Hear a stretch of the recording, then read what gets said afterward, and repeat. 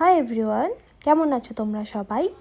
এটা ছিল সম্পাদির হলদি লুক আর এটা ছিল বৃদ্ধি লুক। দিনটা ছিল 3 ফেব্রুয়ারি।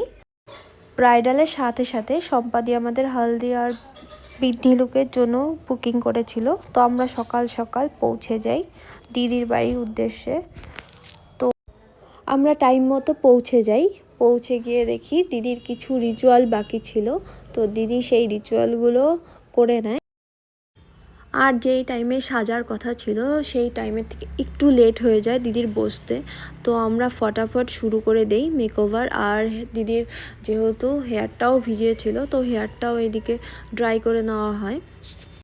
আমি প্রথমেই সব বেস মেকআপটা কমপ্লিট করে নিই, কারণ আমার মনে হয় এটা করে নিলে পরে হেয়ারস্টাইল করতে আমাদের টাইমটা কম লাগে। তো সবসময়ই আমি আগে বেসটা করে তারপরেই হেয়ারস্টাইল করি। তো এখানে দেখতে পাচ্ছ আমাদের প্রায় কমপ্লিট। আর এটা ছিল দিদির হলদি লুক। এখানে খুব একটা বেশি ফটো ভিডিও নিতে পারিনি আমরা। তো এই লুকটা তোমাদের কেমন লাগলো অবশ্যই জানিও। পরের লুকটাতে আমরা জুয়েলারি আর হেয়ারটাই চেঞ্জ করেছি, তাছাড়া সেরকম কিছু করার টাইম পাইনি। এখানে টোপরটা অ্যাড করা হয়েছে।